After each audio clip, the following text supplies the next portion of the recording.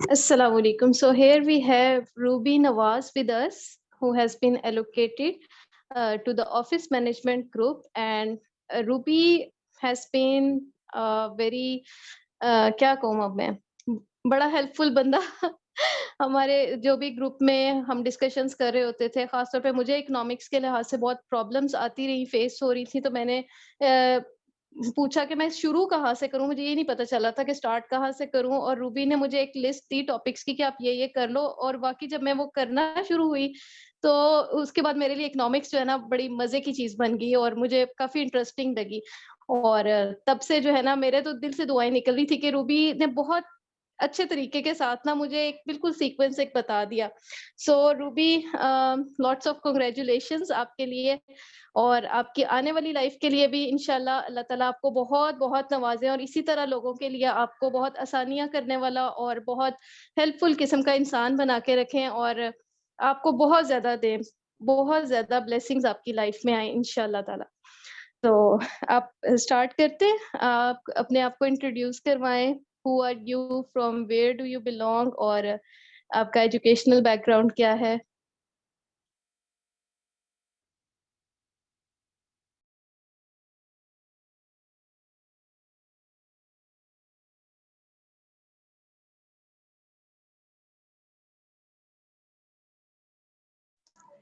आपकी आवाज़ नहीं आ रही Ruby.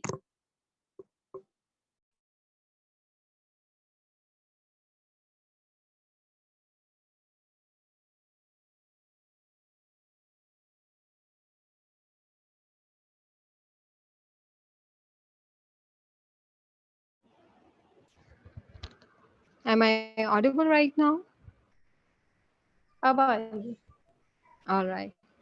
So, first of all, Assalamu alaikum, and thank you so much for such a beautiful introduction and comprehensive introduction. वालेकुम अस्सलाम। And so the thing, my name is Ruby Nawaz, and I belong to Gujranwala, and I completed my bachelor's in commerce from Punjab College of Commerce, Gujranwala.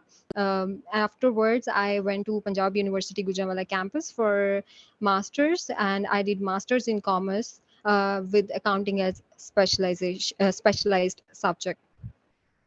Afterwards, I started working as freelance content writer. Apart from that, I was appointed as assistant manager coordinator in a firm, and as far as my CSS preparation journey is concerned, it started basically right after my master's in 2019.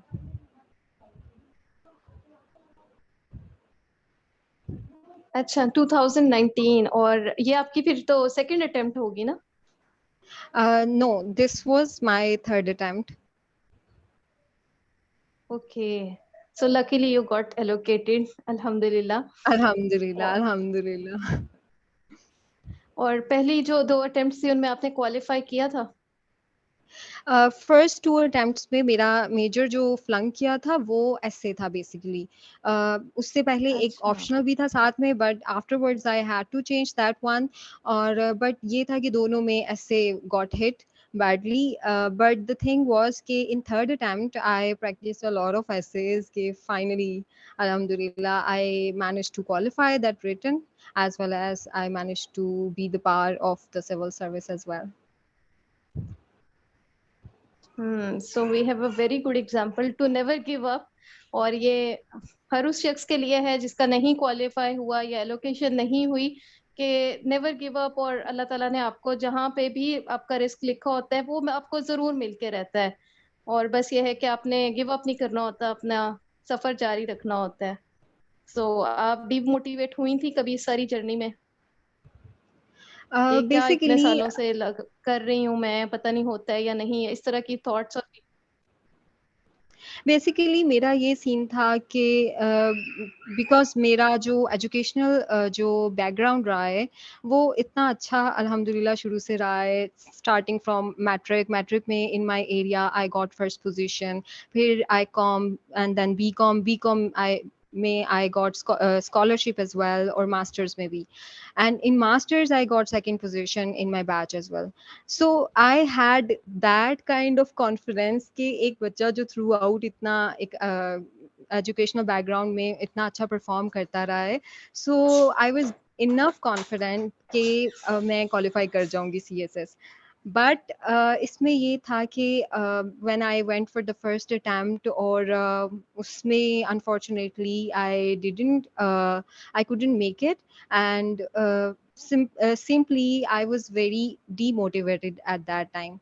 Like because एक बच्चा जो है वो इस तरह उसका एक background हो और उसके बाद उसको एकदम से इतना मेजर सेटबैक फेस करना पड़े, तो आई थिंक वो मेरे लिए जरा बियर करना बहुत मुश्किल था. So in that phase, I was demotivated, but the thing was I think afterwards I just got up, और मेरा एक शुरू से है कि अल्लाह ताला पे आप जब आपका एक strong faith हो, और तो you can nothing is unachievable. You can achieve anything. So I, with that dedication and motivation, I went on and on, and I didn't take any gap in all of these 3 attempts, never.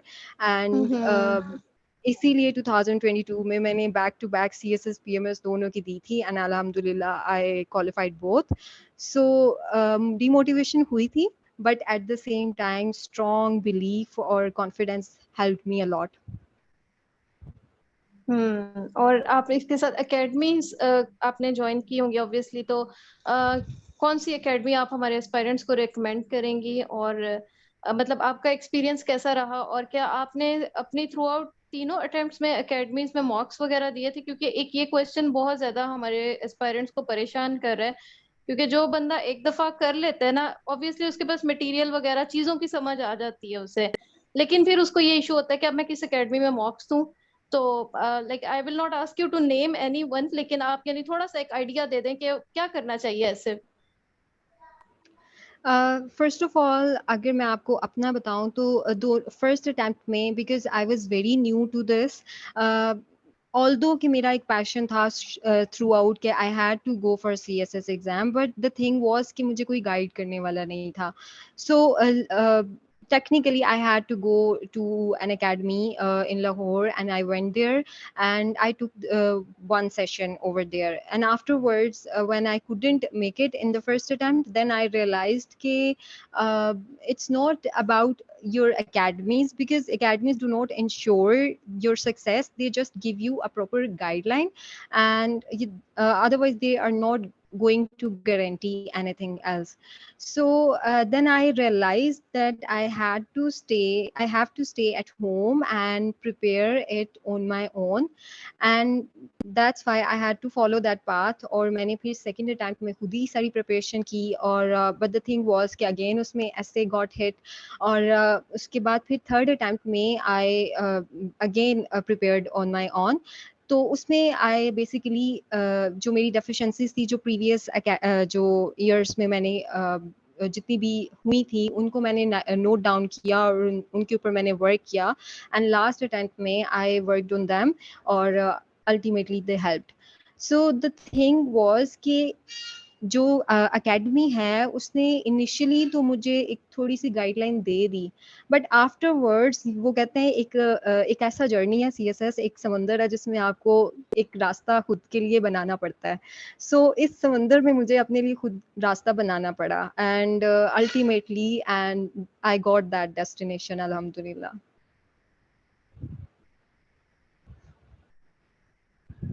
अल्हम्दुलिल्लाह. और आपके जो मैं subjects देख रही थी optional, सो आपने बिल्कुल अनकन्वेंशनल किस्म के वो रखे हैं. लाइक ये बहुत कॉमन नहीं हमें देखने को मिलते ना, अकाउंट्स एंड ऑडिटिंग. उस पे बहुत सारे क्वेश्चंस भी आए हैं, क्वेरीज आई हैं कि मैम से कहें सोर्सेज बताएं, इनकी बुक्स बताएं.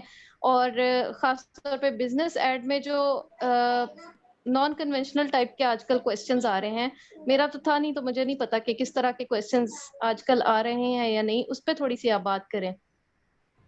पहले इन दोनों का करते हैं, accounts and auditing and business ad. All right. So as far as my optionals are concerned, you are absolutely right. ये बहुत ही एक combination, एक unconventional सा combination था. But the reason I chose those subjects because उसमें काफ़ी सारे subjects जो हैं वो मेरे background, educational background से match कर रहे थे. So I was of the mind कि क्यों नहीं उनको opt किया जाए, क्योंकि उसमें मुझे already जब चीज़ों का इतना idea है और मुझे इतनी extra effort भी नहीं करनी पड़ेगी. So I took that advantage basically. और I think हर aspirant को ये चीज़ें, ये factors जो हैं वो consider करने चाहिए while opting their subjects. Now coming to accounts and auditing, तो उसमें देखें तो you are right, उसमें भी trend change हुआ है और business ad में भी change हुआ है.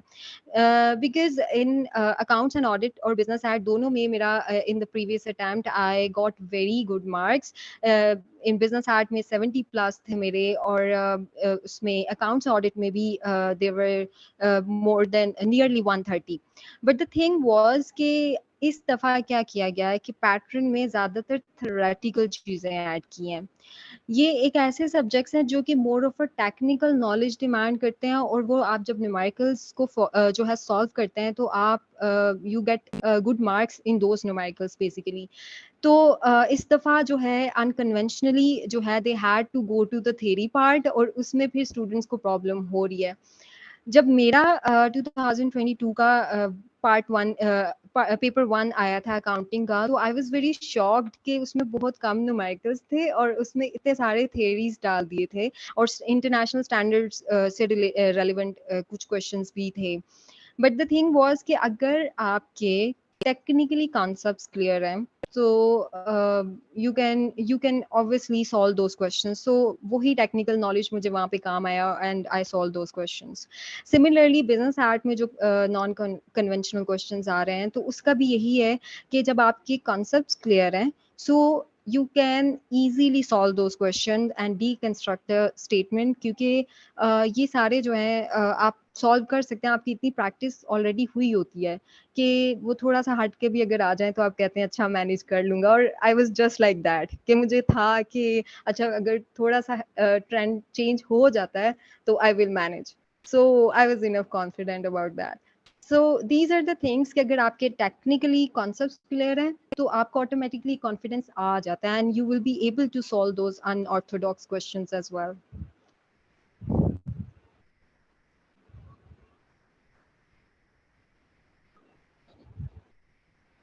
So, or what were the sources for accounts and auditing, और कोई books जो आप recommend करोगी जो आपको अपनी जर्नी में लगा कि ये बहुत अच्छी बुक है, ये लाजमी पढ़नी चाहिए सब्जेक्ट को कवर करने के लिए, और obviously online resources जो थी वो क्या थी आपकी?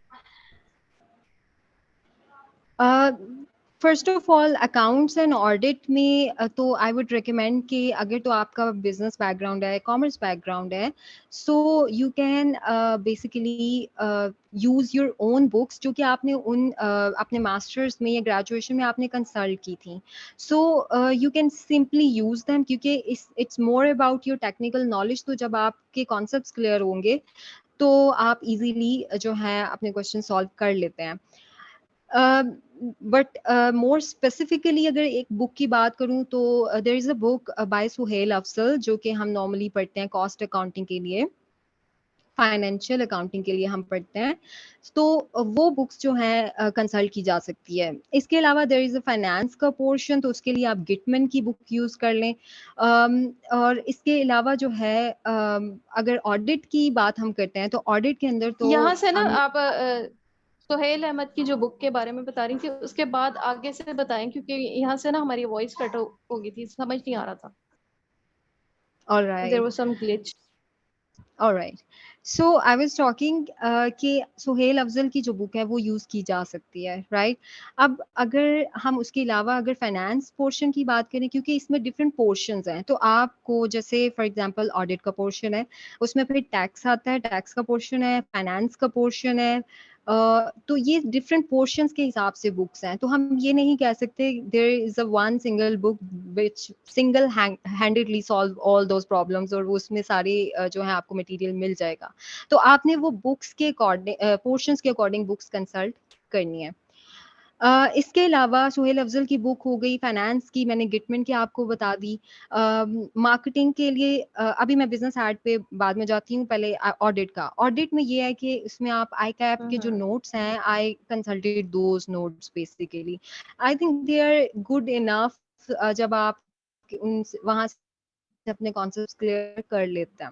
इसके अलावा past papers, they're highly important in CSS journey or CSS preparation journey, because I solved a lot of past papers in my attempt, because I believe कि जब आप क्वेश्चन सॉल्व करते हैं ना, तो आपका ऑटोमेटिकली एक माइंडसेट बन जाता है कि yes, you just imagine yourself sitting like in a room examination hall, और जिसमें आप सॉल्व कर रहे होते हैं उसी पैशन से क्वेश्चंस, तो वो ऑटोमेटिकली पैशन आपके अंदर डेवलप होना शुरू हो जाता है. So I focused on a lot of past paper questions and I simply solved them. Now coming to the business administration, तो बिजनेस एडमिनिस्ट्रेशन में भी जो है 4 to 5 पोर्शंस हैं इसके सिलेबस में देखें तो उसमें भी you can not use one single book for all of those portions. उसमें आप जैसे मार्केटिंग है तो you can use Philip Kotler की बुक. फाइनेंस पोर्शन के लिए again you can use a book by Gitman. इसके अलावा मैनेजमेंट है, उसमें पीटर एफ ड्रकर की बुक है which is FPSC basically recommended one. उसके अलावा आपके जो है सप्लाई चेन मैनेजमेंट हो गए, उसमें हाइजर की book you can use. Apart from that, अगर आपको लगता है कि you still need one book जिसमें all of these portions have been covered, so you can consult जो सिलेबस की बनी हुई बुक्स होती हैं अकेडमीज की, you can consult those ones as well. हाँ, यानी वो टोटली, यानी ये नो गो एरिया नहीं है. कभी कभी हम बहुत ज्यादा उस पे हो जाते हैं, लेकिन अगर आपने जल्दी सिलेबस कवर करना है और चीजों का एक लिस्ट लेना है तो उसके लिए अच्छा है कि आप इस तरह की एक की बुक रख लो अपने पास. राइट. ठीक है. ऑब्वियसली वो की ओके, बुक सो ही आपको देयर हेल्प करती है. ठीक है. So there were queries regarding sources of gender studies and study resources for US history. और यूएस हिस्ट्री में भी काफी डिफरेंट टाइप के क्वेश्चंस आ रहे हैं और स्टूडेंट्स ये क्लेम करते हैं कि हमने सिलेबस कवर किया था लेकिन पेपर ऐसा आ गया कि वो लग रहा था कि पता नहीं कहाँ से आ गया. So what is your take on this? US history में बेसिकली जब मैंने 2020 में अटेम्प्ट दी थी तो उसका एक बड़ा अच्छा स्कोरिंग ट्रेंड जा रहा था, और अभी भी देखिए तो इतना भी वो जो है खराब नहीं है. It's reasonable, it's pretty good enough, but it's not that much high this time. उसका यही है कि जब आप अपना सिलेबस कवर कर लेते हैं और उसके क्वेश्चंस की प्रैक्टिस कर लेते हैं तो आपके पास बहुत मटेरियल होता है उन क्वेश्चंस को टैकल करने के लिए. और आई थिंक वही नॉलेज अगर आप उनको प्रॉपरली क्वेश्चन की रेलेवेंसी को देख के जब जो है वो आप लिख देंगे, then I think you will stand out. इसमें obviously you can not see a certain set parameter about the things, but यही है कि आपने उस नॉलेज को उन क्वेश्चंस के अकॉर्डिंग जो है वो फिल इन करना है, यू कैन से, और रिप्रोड्यूस करना है इन द पेपर. तो आई थिंक ये प्रैक्टिस, और जब आप उनको अच्छे सोर्सेज से पढ़ेंगे तो all of these things will. ठीक है. यानी आपको आना चाहिए कि आप क्वेश्चन को कैसे देख रहे हो, उसको मोल्ड कैसे कर सकते हो उसके आंसर को, और बेसिकली राइटिंग स्किल्स है ना कि आपने कुछ भी आ गया है, आपके पास थोड़ा सा मटेरियल है, आपने उससे कुछ ना कुछ अच्छा रिप्रोड्यूस करके दे देना पेपर में. लाइक आप एग्जैक्टली. पैनिक ना एग्जैक्टली. करो कि पेपर में क्या आ गया और एग्जैक्टली. क्या नहीं इट्स आ गया. इट्स ऑल एग्जैक्टली यही है कि वो कहते हैं ना कि it's a game of nerves, और इसमें आपका वो confidence and everything is checked. तो वही बात है कि जब आप कॉन्फिडेंस लूज नहीं करेंगे और वो आप कहेंगे कि हाँ मैंने इतना पढ़ लिया है कि I can reproduce them according to the question, तो आई थिंक आप उसको मैनेज कर जाते हैं. बस कॉन्फिडेंस लूज नहीं करना है. दिस इज द ठीक game, this is the real game by the way. है. माइंड गेम्स प्ले करते हैं पीएससी वाले हमारे एग्जैक्टली. साथ. चले, मैं यहाँ पे आपकी डीएमसी भी शेयर करने लगी हूँ. And you got so good marks in gender studies and mercantile law. तो पहले आप जेंडर स्टडीज का बता दें, then will move on to mercantile law.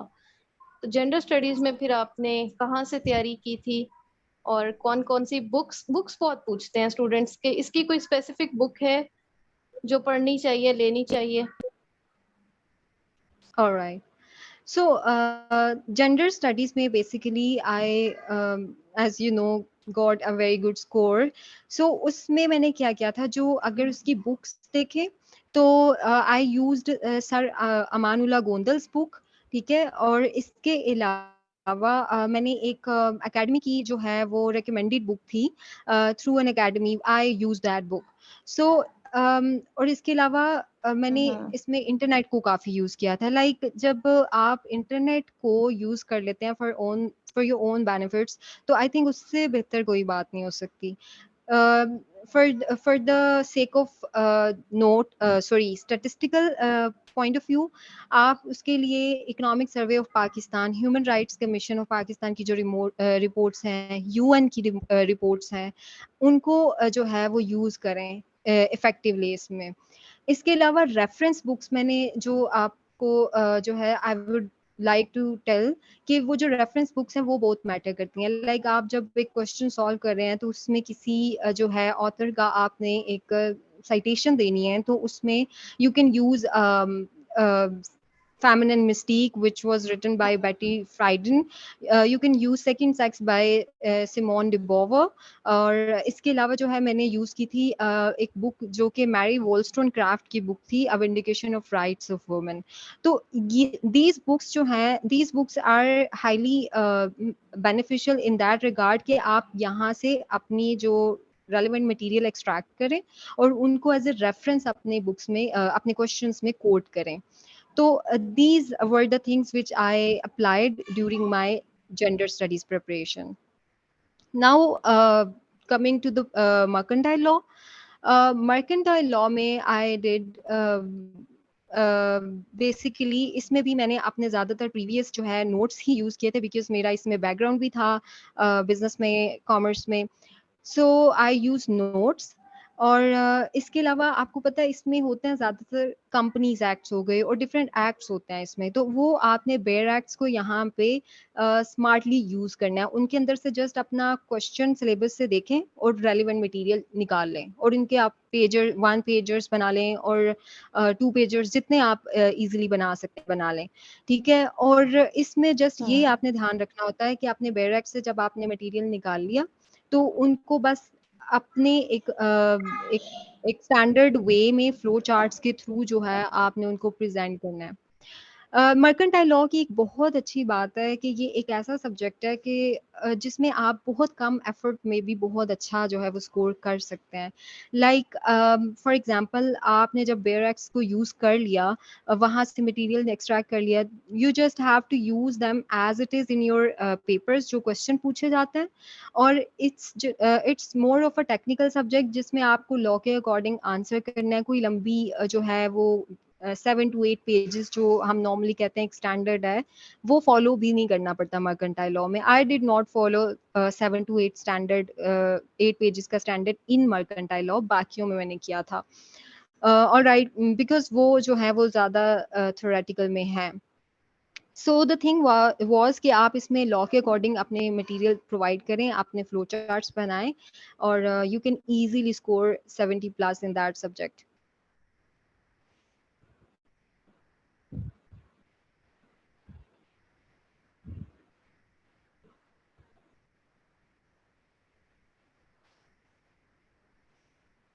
No, I am not.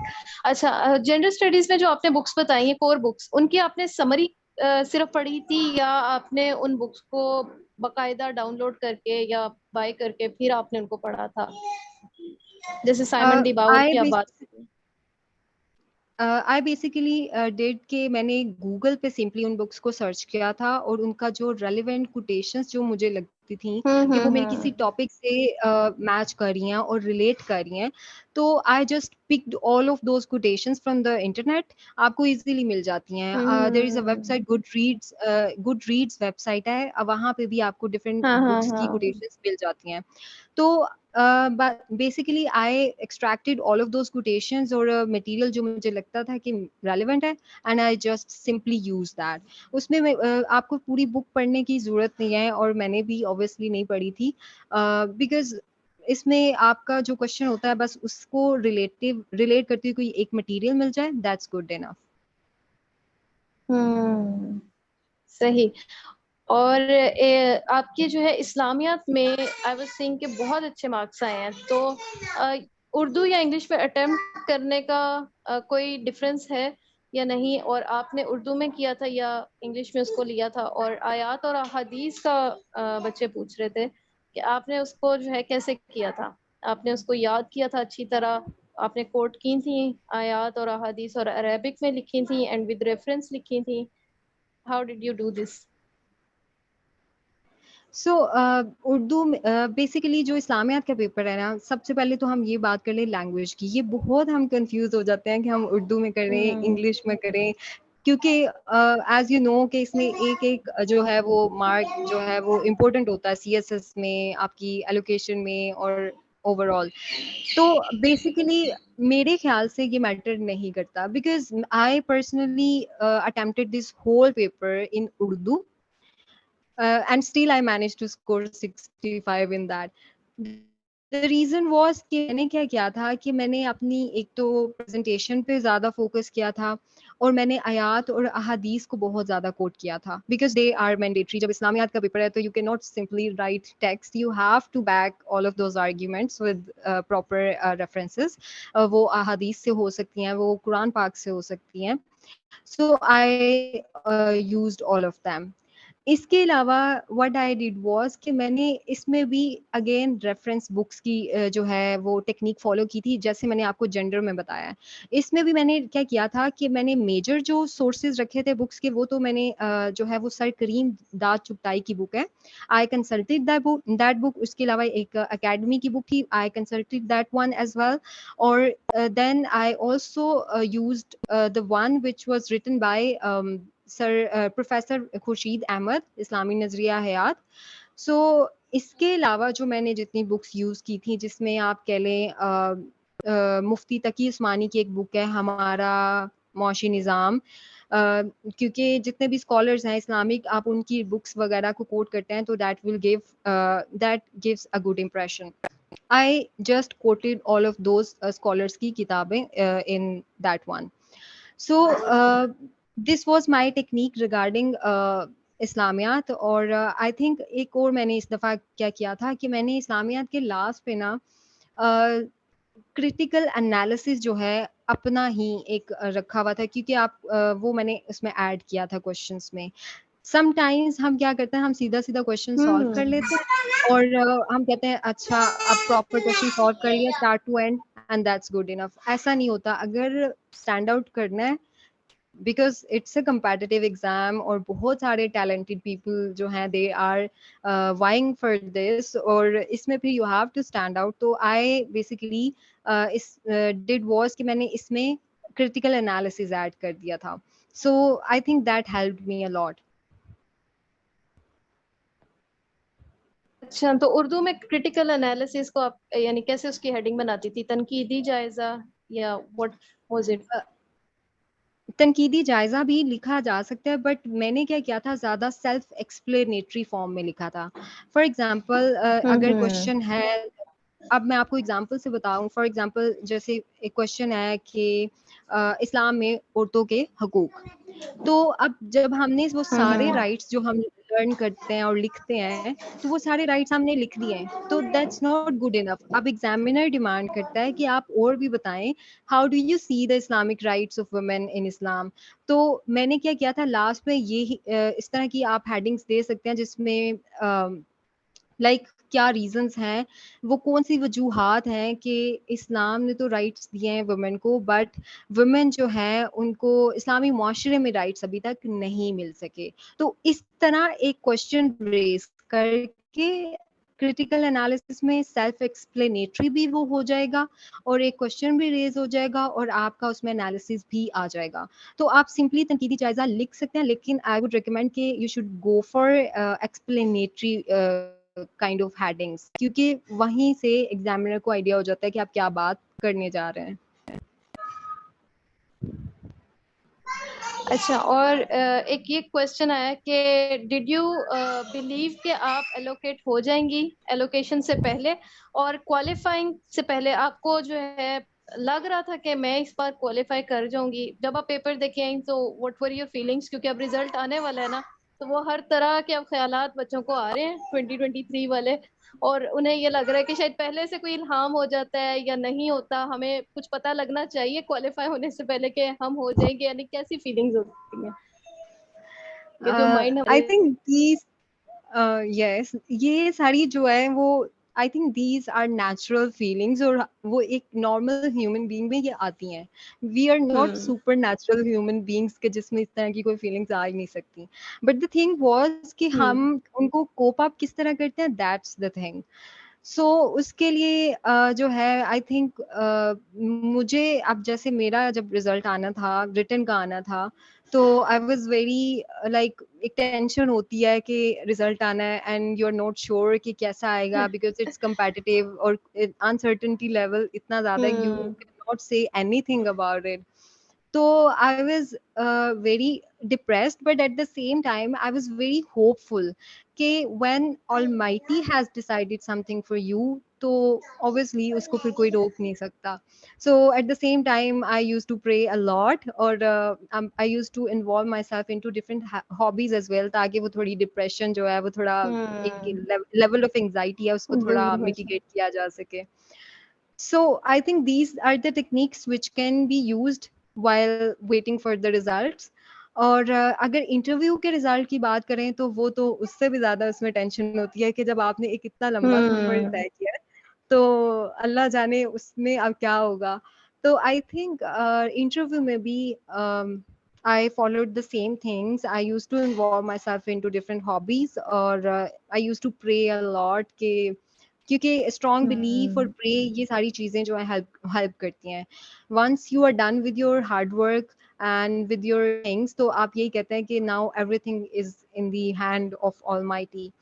तो I think strong belief system is the thing which is needed the most, और यही होना चाहिए, and these things help me a lot during my journey. And बाकी बिल्कुल ये जो चीजें हैं ना, आपको जो खास आप क्लियर के बाद आता है ना, इस चीज को टैकल करने में भी मुझे लगता है कि बहुत ज्यादा हेल्पफुल रहता है, बिकॉज आपको अल्लाह ताला पे ना बिल्कुल यानी एक ब्लाइंड फेथ होता है कि मेरे लिए जो है ना बहुत बेहतर अल्लाह ताला ने रखा होगा, और मुझे भी जो है ना बड़ा इस चीज ने इस पीरियड को ओवरकम करने में बड़ा हेल्प किया, बिकॉज आई न्यू कि अल्लाह ताला कुछ बुरा नहीं कर सकते आपके साथ। तो लाइक कुछ भी है अल्लाह ताला ने डिसाइड किया, और अभी रिजल्ट आने वाला है, तो बहुत सारे बच्चे जो है ना इस एंजाइटी में बैठे हुए हैं कि क्या बनेगा इस रिजल्ट का, क्या नहीं बनेगा। तो यही हमारा मैसेज है कि आपको अल्लाह ताला पे बिलीफ रखना चाहिए कि जो भी पाथ अल्लाह ताला ने किया आपके लिए डिसाइड किया है। सो आपने बताया था कि आपने पीएमएस भी क्वालिफाई किया, तो पीएमएस में मैंने सुना है कि रट्टा ज्यादा होता है, लॉजिकल रीजनिंग के बजाय रट्टा सिस्टम ज्यादा है, rote learning. So is that so, क्या ऐसे ही होता है? आई थिंक यहाँ पे जो है वो these are the things which I think vary person to person. हम्म इतना बिलीव नहीं करता। I always believe in concepts. I believe कि अगर आपके कॉन्सेप्ट्स ठीक है, आपने रेलेवेंट चीज़ें प्रिपेयर की हुई हैं और उनको जस्ट रिवाइज करना है और अच्छे सोर्सेज से प्रिपेयर किए हैं, तो I think they are good enough, and I basically did the same thing. I used all of those techniques जो कि मैंने CSS में, आपको पता है CSS का पहले पेपर हो गया हुआ था, तो CSS में जो है उसके राइट आफ्टर 1 मंथ जो है हमने जो है PMS के भी एग्जाम्स देने थे। तो आई हैड जस्ट 1 मंथ जिसमें मुझे कुछ न्यू सब्जेक्ट्स प्रिपेयर करने थे। Obviously you know that GK उसमें होता है एक सब्जेक्ट, उसमें उर्दू होती है, तो ये तो बिल्कुल न्यू सब्जेक्ट्स थे CSS से हट के। तो इतने मिनिमम टाइम में, और उसके अलावा I had to change a subject और पॉलिटिकल साइंस, और वो भी मुझे प्रिपेयर करना था इस शॉर्ट पीरियड ऑफ टाइम में। सो आई थिंक वही बात है कि रट्टा सिस्टम होगा। I think it varies person to person, but it did not work in my case, in what basically worked in my case was कि उसमें आपके कॉन्सेप्ट्स ही काम आते हैं, क्योंकि आपने अच्छी चीज़ें पढ़ी होती हैं, आप वो कहीं पे भी अप्लाई कर सकते हैं। और ऑब्वियसली हम्म। इसमें फिर आपकी प्रैक्टिस भी हेल्प आउट करती है, जब आपने मॉक एग्जाम्स दिए होते हैं और आपने इनफ पास्ट पेपर्स की प्रैक्टिस की होती है, तो उसमें भी आपका एक कॉन्फिडेंस बिल्डअप हो जाता है कि yes I know how to use my knowledge, I know how to tackle the questions. ठीक है। और जो उर्दू का है, मेरी क्योंकि राइटिंग नहीं अच्छी, सो मेरा क्वेश्चन एक बड़ा मुझे परेशान करता है कि क्या आपकी राइटिंग बहुत खूबसूरत होनी चाहिए, या अगर इट्स लेजिबल पढ़ी जा रही है तो फिर भी गुजारा हो सकता है? यानी जरूरी है कि बहुत हसीन और जमील राइटिंग हो? और क्योंकि मुझे यूं लगता है मेरी उर्दू की राइटिंग में जितनी भी कोशिश कर लूं मैं बेहतर तो कर सकती हूँ, खूबसूरत नहीं बना सकती। आई थिंक इसमें जो राइटिंग है इतनी ज्यादा भी हसीन नहीं होनी चाहिए, like it should be hmm. Legible, reasonable, पढ़ने के काबिल हम्म। हो। और बट द थिंग वाज कि इसमें थोड़ी सी एडिशनल एफर्ट कर लें तो वो प्यारी हो जाती है। और वो एफर्ट क्या है? अच्छा। Use your cut markers, use your cut hmm. Markers for the headings basically. और जब आपकी हेडिंग्स ही इतनी खूबसूरत हो रही हो तो उसके अंदर अगर आपकी जो नॉर्मल राइटिंग आपने नॉर्मल वे में ही लिखी है तो आई थिंक इतना हम्म। फर्क नहीं पड़ता उससे। बट द थिंग वाज कि अपना जो नॉलेज है उसको अच्छे से बस प्रेजेंट कर लें।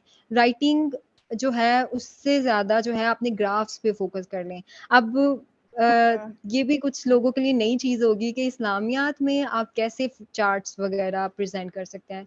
तो hmm. Basic this is a new thing, but this I did this one, I made charts in Islamiyat. अब बट उसमें मैंने क्या किया था, अब जैसे आप कहते हैं देयर इज अ क्वेश्चन के ज़कात के फायदे। तो हम्म। अगर ज़कात के फ़ायदे के ऊपर क्वेश्चन है तो उसमें आप बताते हैं, डिफरेंट डायमेंशंस में बताते हैं कि उसके रूहानी फ़ायदे, उसके दुनियावी फ़ायदे और मुआशी फ़ायदे। तो इस तरह की जब आप डिफरेंट डायमेंशंस उसमें ऐड कर रहे होते हैं, तो आपने हम्म। उन्हीं को जस्ट एक फ्लो चार्ट में बना के बता देनी है। तो वो एक ऑटोमेटिकली एक अच्छा एडेड एडवांटेज है प्रेज़ेंटेशन में। तो इस तरह हम्म। की जो टेक्निक्स आई थिंक वो हेल्प करती हैं बहुत ज़्यादा स्टैंड आउट करने में। बजाय ये कि आपने सारी हेडिंग्स लिखी हों और वो सीधी-सीधी आपने जस्ट एक्सप्लेन की हों, तो जब एग्ज़ामिनर के पास जाएगा और उसको वो थोड़ा-सा चार्ट भी नज़र आ गया, फ्लो चार्ट भी, तो वो कहेगा that's good. So I think these techniques helped me a lot. बिल्कुल। और ये सीएसएस करते करते ना एक चीज का मुझे यानी बहुत मजा आने लग गया कि अब मैं अपने स्टूडेंट्स को पढ़ा रही होती हूँ कॉलेज में, तो मैं उनको ना हर चीज इसी तरह फ्लो चार्ट बना के या डायग्राम्स की फॉर्म में, मैं बिल्कुल कभी सीधी सीधी हेडिंग्स लिख के नहीं उनको एक्सप्लेन करती। और मैं कहती हूँ आपको बाकी कुछ याद रहे ना रहे, ये मेरी डायग्राम जरूर याद रहेगी। और यानी एग्ज़ैक्टली। ये एकदम बड़ा खूबसूरत सा एक टच आ जाता है इस चीज के ना। और लास्टली, आप मर्केंटाइल लॉ पढ़ा रही हैं या कोई और भी सब्जेक्ट इसके अलावा आप टीच कर रही हैं? करंटली मैं मर्केंटाइल लॉ ही पढ़ा रही हूँ और literally I am enjoying it. कि मतलब इसको पढ़ाने में मुझे जितना मज़ा आ रहा है, तो मुझे इतना आइडिया नहीं था कि I would hmm. Enjoy this form of I saw teaching your age well, statuses, वहां लेकिन पे बच्चों ने बहुत अच्छे आपको फीडबैक दिया हुआ था कि आपने बड़ा इजी करके उनको दिखाया है कि किस तरह ये सब्जेक्ट मतलब डुएबल भी है और अच्छा भी है, इंटरेस्टिंग भी है। तो एग्जैक्टली। आपसे अगर सो कांटेक्ट वो करना ही हो तो आपका इंस्टाग्राम? मुझे कांटेक्ट कर सकते हैं आप लोग, मेरे इंस्टाग्राम पे डीएम कर सकते हैं। इसके अलावा मुझे हम्म। सीएसएस प्लैनेट पे भी कांटेक्ट कर सकते हैं, because that is my page which is related to CSS hmm. PMS. तो वहां पे भी कांटेक्ट कर सकते हैं। Okay, we will put these links in the description. तो आप मैम से जरूर, अगर किसी ने भी मर्केंटाइल लॉ पढ़ना है तो मैम बहुत अच्छा पढ़ाती हैं। और एंड पे आप जो है हमारे एस्पायरेंट्स को क्या कहना चाहेंगी? कोई एडवाइस देना चाहेंगी जो आपको लगता है आपने अपनी जर्नी में सीखा और आपको लगा हो कि आपको कोई बताने वाला होता तो शायद आपको पहले ज्यादा फायदा होता इस चीज का? I think this is very very important question. और मैंने अपने पूरे जो है 4 to 5 years का जो सीएसएस का एक जर्नी है कंपैटिटिव एग्जाम्स का, मैंने एक चीज़ सीखी है कि जब आपने प्रिपरेशन करनी है तो you have to go for right guidance. CSS में you can not go like an unguided missile, जिसको जो इधर हम्म। उधर जा रहा है और जिसको कुछ पता नहीं कि राइट डायरेक्शन क्या है। सो आई थिंक ये चीज जो है एक इंश्योर करना बहुत जरूरी है कि एक तो राइट गाइडेंस, सेकेंडली जो है गुड सोर्सेज मैटर। सीएसएस की जब मेरी फर्स्ट अटेम्प्ट थी तो उसमें आई डिड नॉट नो इतना ज्यादा कि इतने गुड सोर्सेज मैटर करते हैं इसमें, बिकॉज एवरेज कंटेंट जो है वो इतना अपील नहीं करता। तो गुड सोर्सेज हम्म आपको कंसल्ट करना जरूरी है और वो ही आपको हर जगह हेल्प आउट करता है। थर्डली, इस पूरे जर्नी में अपने आप को सीएसएस के साथ ना प्लान बी के साथ भी एंगेज करें।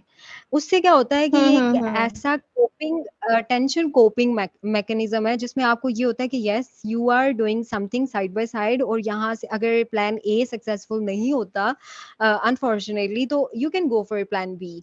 सो इस तरह नहीं हो जाता कि एकदम से आप इतना वो उस चीज को ओवरडू करें। सो आई थिंक ये एक बैलेंस हो जाता है क्रिएट लाइफ में, और आप इजीली जो है सीएसएस की जर्नी को भी केटर कर सकते हैं और साथ में अपना प्लान बी भी कर सकते हैं। मैं मेरा जैसे कि प्लान बी था कि I started working as content writer. तो मैंने बहुत से हम्म जो है वो कंटेंट जो है वो लिखा था, अपने फ्रीलांस कंटेंट राइटिंग की थी। So these are the things जो कि आपको बताती हैं कि yes you are doing something, आप यूजलेस नहीं है, और साथ साथ आप कुछ हम्म। कर रहे हैं लाइफ में, और कुछ सपोर्ट भी कर रहे हैं फैमिली को। तो द थिंग वाज, अब ये तो 3 इंपॉर्टेंट पॉइंट्स हो गए, और लास्टली जो है, last but not the least, वो इंपॉर्टेंट पॉइंट है हम्म कि you have to have a strong faith in almighty. और इसके हम्म अलावा जो है, आई थिंक यही चीज है जो आपको हमेशा हेल्प आउट करती है। फिर इसी बेसिस पे आप कंसिस्टेंट भी रहते हैं, मोटिवेटेड भी रहते हैं, और अगर कभी डीमोटिवेट हो भी जाएं, जैसे कि एक नॉर्मल हम्म। ह्यूमन बीइंग हो जाता है, it's not something which is extra ordinary. तो बट द थिंग वाज कि आपको दोबारा से मोटिवेशन भी आ जाती है कि yes you can do it. अब तो ये आई कितना वुड अरसा लाइक रहता टू, है कि आई वाज आस्किंग कि डीमोटिवेशन कितना अरसा रहती है? इज इट नॉर्मल कि आपको 1 मंथ 2 मंथ इकट्ठे डीमोटिवेटेड आप रहो और फिर आप उससे बाउंस बैक कर लो? अब ये भी वेरी करता है person to person. I think hmm if you are mentally strong enough तो आप तो बहुत जल्दी रिकवर कर जाते हैं सिचुएशन से। Hmm. But sometimes if you are very sensitive about the things, so you have to take time, or you have to give time to yourself as well, because सबसे पहले आप और आपकी लाइफ और आपकी हेल्थ इंपॉर्टेंट है, हर चीज से पहले। जब ये चीजें ठीक है, बिल्कुल। Then you can do anything else in your life, और वो कोई भी गोल हो फिर you can easily achieve them. तो चाहे वो 1 मंथ है, चाहे वो 1 वीक है, डजेंट मैटर।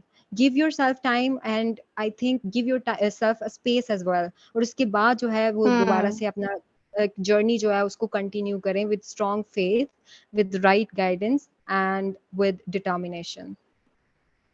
ठीक है, थैंक यू सो मच। और रूबी, बहुत दुआएं हमारी आपके लिए, और मैं एस्पायरेंट्स को भी कहूंगी कि आपको जब भी किसी टीचर से इस तरह की टिप्स मिलती हैं तो ये बहुत कॉमन चीजें नहीं है। जाहिर ये देखने में आपको लग रहा है कि नेट पे इतना कंटेंट है, एक शख्स अपना टाइम निकाल के करता है, तो अगर आप कुछ भी नहीं कर सकते तो उसके लिए दुआएं जरूर किया करें। ठीक है, आप पॉजिटिव एनर्जी इमिट करेंगे, it will come back to you इंशाल्लाह someday in some any form. ठीक है, तो जरूर मैम से अगर आपकी और भी क्वेरीज हुई, खासतौर पे मर्केंटाइल लॉ के बारे में, because I was amazed bye her result.